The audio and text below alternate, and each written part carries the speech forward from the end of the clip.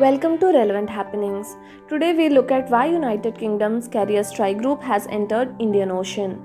Then we look at first grain ATM launched by the government. We'll then look at the space tourist who is to become the youngest space traveler. Next in the list, we'll see relevant details about alternatives in biotoilets in Indian Railways. We'll also see about groupings announced by ICC for upcoming T20 World Cup.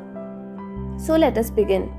The UK's Carrier Strike Group, led by aircraft carrier HMS Queen Elizabeth, has sailed into the Indian Ocean region and will carry out a war game with Indian Navy later this month in reflection of growing bilateral military ties.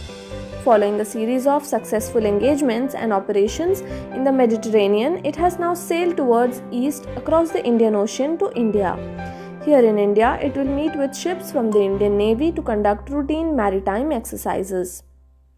A series of complex drills will be carried out as part of the war game that is expected to take place around July 26th. It is to be believed that deployment represents UK's commitment to deepening diplomatic, economic and security ties with India and in the Indo-Pacific region. A typical CSG consists of a Queen Elizabeth class aircraft carrier, two surface escorts, one being a Type 23 frigate for anti-submarine warfare and the other being a Type 45 destroyer for anti-air warfare. Then it has a submarine and a fleet tanker.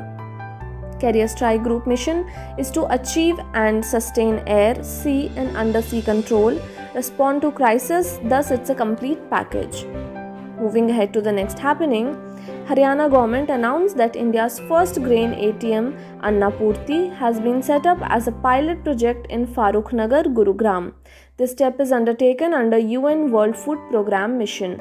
The purpose of installing this machine is to ensure that the right quantity reaches the right beneficiary without any hassle. Grain ATM is known as Automated Multi-Commodity Grain Dispensing Machine. It functions like regular bank ATM machines. Grain ATM can dispense up to 70 kg in 7 minutes. It will dispense 3 types of grains: rice, millet and wheat. But currently the grain ATM in Gurugram is ready to dispense wheat.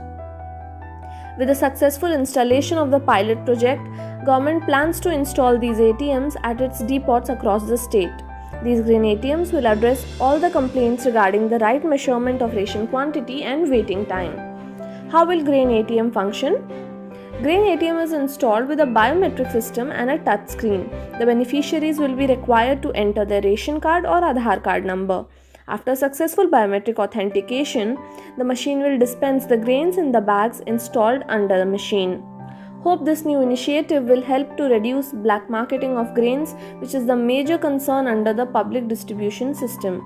Moving ahead now, space tourism has started to gain much popularity than ever before, as 18-year-old boy is now to join Blue Origin's first passenger space flight. Blue Origin has picked Oliver Damon, who is about to become the youngest person in space to fly along with Jeff Bezos. Also, an 82-year-old pilot, Wally Funk, will accompany Jeff Bezos on his flight to space on 28 July. So both the youngest and the oldest are set to tour the space together.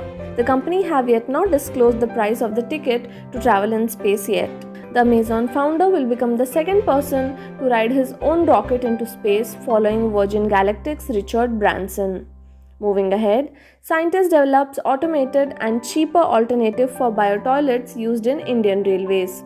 A scientist from Andhra Pradesh has developed an automated technology for the collection of toilet waste to be used to maintain the toilet system of the Indian Railways.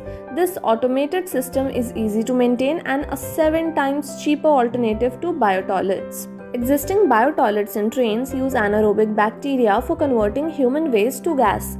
But that bacteria can't decompose plastic and cloth materials dumped into toilet by passengers. Hence, maintenance and removal of such non-decomposed materials inside the tank are difficult. The automated system consists of a septic tank, which is placed under the track, that is train line.